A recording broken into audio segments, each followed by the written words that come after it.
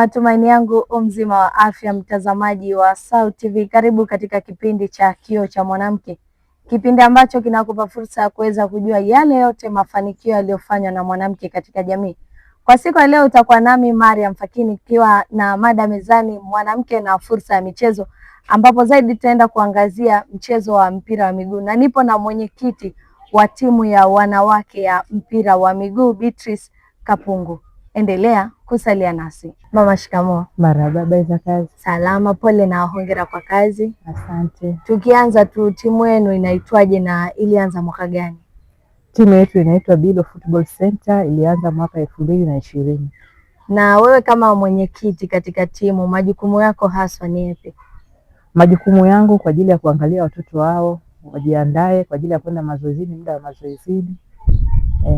Na ulipata wapi wazo la wewe kuwa mwenyekiti wa timu ya wanawake? Wazo alilitoa mume wangu. Mume wangu alikuwa mchezaji wa zamani wa football, anaitwa Athmani Bilali. Kwa hiyo alizoanzisha kitu hichi akaona sio vyema niingize na mimi kuwa mwenyekiti wa timu hii. Na kwa nini uliamua kuwa kiongozi wa timu ya wanawake na si sekta nyingine? Tuliamua na tulipanga na mume wangu alivyoanzisha hili swala, na tuliamua kwamba mimi niwe mwenyekiti, nisimamie, maana hawa ni watoto wa kike, wanatakiwa walindwe na mtoto wa kike. Na unahisi kwamba mwanamke kushiriki katika mchezo, hususan mchezo wa mpira wa miguu, kuna fursa zipi ambazo anakuwa anazipata katika maisha yake? Fursa anazozipata mtoto anavyocheza mpira huu anaonekana. Kwa hiyo anaweza akapata fursa ya kwenda kwenye timu zingine, timu mbalimbali zikimuona anavyo perform vizuri wanamhitaji, kwa hiyo anaenda mbele zaidi. Na je, mpira wa miguu unaweza kuwa ajira kamili kwa mwanamke wa Kitanzania? Aswa, maana mpira wa miguu ni ajira kwa watoto wa kike, ni ajira kabisa.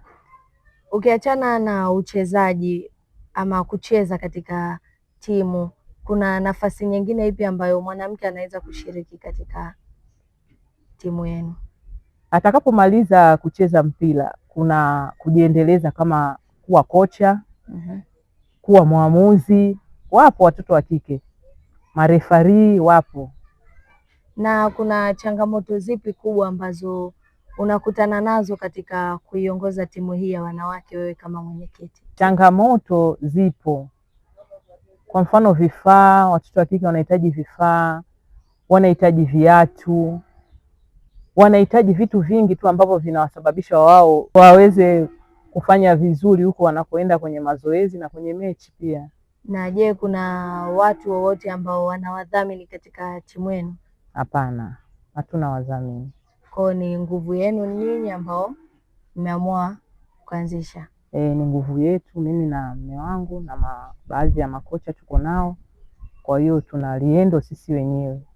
Tunajua kwamba kiuhalisia jamii wanachukulia kwamba mchezo wa mpira wa miguu ni kwa wanaume. Sasa kwa upande wenu, yani jamii inawachukuliaje?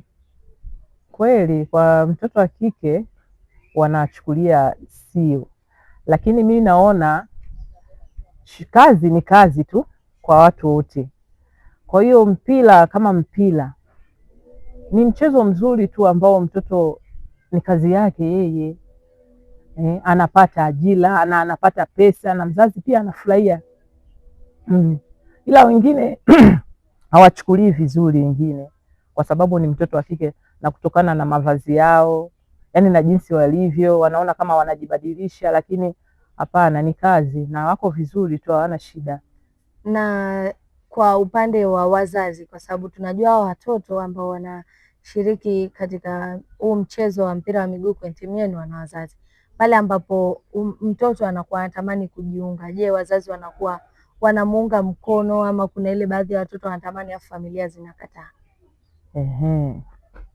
Watoto hawa wanakuwa na vipaji, wako majumbani. Kuna wazazi wengine wanamwona kabisa mtoto wake ana kipaji, anahitaji kumpeleka kucheza. Kuna wengine kabisa ambao hawajui watoto wawapeleke wapi, lakini kwa sababu sisi ni kituo na tumejitangaza, wanakuja na wazazi wao mpaka hapa, wanajiunga kwenye hii timu, yani wanaanzia vile ujui mpaka unajua. Hapo umezungumzia swala la kujiunga, pale ambapo mtu anatamani kujiunga na timu yenu, utaratibu unakuwa upoje? Anakuja hapa, anakutana na mimi mwenyekiti, tunampa utaratibu, tunampa fomu, tuna kiwango ambacho tumempangia. Kuna jezi, uniform, watoto lazima wavae uniform, wajulikane ni kituo, na uniform zinaandikwa Bilo Football Center. Kwa hiyo utaratibu upo, watoto wako hapa kambini, kambi ipo, watoto wanaishi hapa kambini na mimi ndo mwenyekiti na waangalia, maana niko nao. Kwa hiyo wanaishi vizuri tu.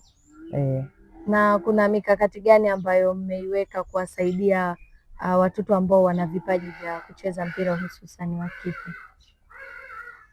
Mikakati tuliokuwa nayo, makocha wapo, tunao makocha wazuri tu, wanawafundisha watoto mwanzo mpaka mwisho, na mtoto ambaye anajua kabisa amefuata nini anaelewa. Kwa hiyo anaelewa haraka, na wanaenda zao huko kwenye mamechi pia anaonekana, wanafanya kuonyesha huyu kipaji. Kwa hiyo kile kipaji chake anapokiendeleza ndo anapoonekana yeye. Kwa hiyo anaweza na timu zingine zinamwangalia, kwa sababu wanapocheza hawa mechi kuna timu mbalimbali za kubwa zile zinakuja zinawaangalia. Kwa hiyo anaweza akamhitaji mtoto. Kwa hiyo makocha wenyewe ndio jukumu lao hilo la kuwafundisha hawa watoto. Na nyinyi kama timu mnashirikianaje na jamii katika kuwatafuta wale vijana ambao wana vipaji vya mpira katika jamii? Yaani Mungu naye ni mkubwa. Watoto wanakuja hapa na wazazi wao wenyewe. Mara ya kwanza kipindi tunaanza tulikuwa tunaenda vijijini huko, vijiji vya Mwanza hivi vya karibu, tunaenda kutafuta, lakini tulivyopata kujulikana sasa hivi wanakuja wenyewe na wazazi wao, na simu zingine wananipigia mimi mwenyekiti, na wapa maelekezo. Kwa hiyo wanakuja hapa, tunamshukuru Mungu kwa hilo. Na ndoto yako kubwa kwa timu hii ni yaani unatamani timu ifikie wapi haswa? Natamani tufike mbali ndani na nje ya nchi. Na watoto nao pia hawa ndoto zao zitimie, nao waende mbali hadi nje huko Ulaya, waende wakacheze mpira. Je, kwa upande wako ushawahi kushiriki, wewe kama wewe mwenyekiti, ushawahi kushiriki katika michezo yote ya mpira, labda kama ni mpira wa miguu, ni netball, basketball? Mimi ni mcheza netball. Lakini ni veteran. Ndio. Veteran ni wale ambao walikuwa wanacheza mpira mara ya kwanza, mara ya pili ndo umri wao unaruhusu kuitwa veteran. Kwa hiyo mimi sikuanzia chini, ili nilianzia tu veteran nilipokuwepo hapa Mwanza, maana nilikuwa sio wa Mwanza, nilikuwa Dar es Salaam. Nilipofika Mwanza ndo nikakutana na maveteran na marafiki wakaniunga kwa timu ya veteran. Kwa ni kutoka kwenye ni football, ni netball. Kutoka kwenye netball mpaka mpira wa miguu, hii imekaaje? Imekaa vizuri, maana yote ni michezo. Yote ni michezo, na mnakutana na bahati nzuri hawa ni watoto wa kike, mara nyingi naenda kufanya nao pia mimi mwenyewe mazoezi nafanya nao. Na unatamani kuona mabadiliko gani ya soka kwa upande wa wanawake hapa nchini? Mabadiliko. Mimi nakuwa natamani soka la kina mama, la dada hawa liangaliwe. Maana naona kama aliangaliwi sana, natamani liangaliwe, liwe juu zaidi, hawa watoto waonekane, wapate kipato. Ndio. Na serikali, kwanza mnashirikiana na serikali kwenye hili? Mkuu wa mkoa anajua wa hapa Mwanza. Na unatamani serikali iongeze nini haswa kuinua vipaji vya wanawake wacheza mpira wa miguu? Ni kama ninavyosema, wawajali, waone ili soka la wadada liwe kama vile la wa boys, kwamba waweke mikakati hiyo wanaopanga kwa boys wapange na kwa dada. Itapendeza zaidi, na wao waseme kabisa, manake wanapenda sana mipira, wanapenda. Mtu anapenda kipaji chake, anakipenda, na yani mtu anakamia kabisa, mimi nataka nifanye hivi na malengo yangu yawe hivi. Kwa hiyo tulikuwa tunaomba kama serikali yani iwekwe mkwazo kwenye soka la watoto wa kike, kwa sababu tunajua kwamba wenye lugha yao ya Kiswahili wanakwambia abebwae kujikaza.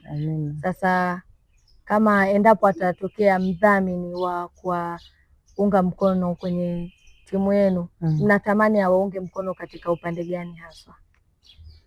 Tunatamani atuunge mkono, yani atuangalie, yani aiangalie hii timu, maana si haina mdhamini. Tukimpata mdhamini, tunaomba aitazame kwa macho mawili timu hii. Najua mdhamini akitokea na neema itakuwepo pia, na wenyewe watapata angalizo chochote tu, wapate moyo ile ya kuendelea kwamba tuna mdhamini. Na ukishakuwa na mdhamini upati shida kwa sababu changamoto tunajua zipo kwa ajili ya chakula nini. Akitokea mdhamini, vitu kama hivyo, akishapata mahitaji kama hayo, wataenda kufanya vizuri zaidi. Ndio. Ujumbe wako ni upi kwa wale wazazi ambao wanawakataza watoto wao kujiunga na timu za mpira wa miguu kwa upande wa wanawake? Mimi nawaambia wapendwa wangu, wa mama zangu, ndugu zangu, watoto wenye vipaji wasiwaweke, waje. Kwa mfano mimi hapa niko mimi mwenyewe naishi nao hapa na walinda, yani wako kwenye amani kabisa.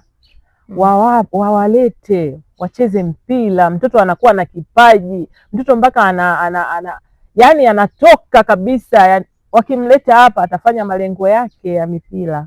Kwa hiyo mimi nikaomba wazazi wenzangu wawalete watoto. Na unawaambiaje wale watoto ambao wanatamani sasa, anajua kabisa nina kipaji na anatamani kujiunga na mpira wa miguu lakini hana ujasiri ama ana ule uoga? Aje tu, atakutana na mwenyekiti hapa, nitampa maneno ya kimipira na atakutana na wenzake. Kuna watu wengine hapa wajui, wanafundishwa. Kwa hiyo ataweza tu na akiwa na bidii. So lazima aje ambaye anajua, hata una uwezo wa kuja hujui na ukaondoka. Ndio maana kituo, yani unakuja hujui na unaweza baadaye. Tena unaweza kweli. Hasa unajua mtoto msichana akiwa mdogo anakamia kile ambacho amekipanga. Kwa hiyo anafanikiwa akiwa na nia. Asante sana kwa muda wako, uwe na siku njema na majukumu mema. Asante, nashukuru. Karibu tena. Na mtazamaji wa SAUT TV, kufikia hapo sina la ziada ndani ya Kioo cha Mwanamke. Nikukumbushe tu kuwa ulikuwa nami Mariam Fakii kuanzia mwanzo hadi tamati, nikiwa na mada mezani, mwanamke na fursa ya michezo, ambapo zaidi tumeangazia mchezo wa mpira wa miguu, nikiwa sambamba na mwenyekiti wa timu ya wanawake ya mpira wa miguu Beatrice Kapungu. Nikukumbushe tu kuwa usisahau kutufuatilia kwa upande wa Instagram, YouTube na Facebook kama SAUT TV, na kule upande wa TikTok @SAUT TV TZ. Na siku zote tunasema hivi, Kioo cha Mwanamke, jitazame, tunaangazia mafanikio ya mwanamke katika jamii zetu. Bye.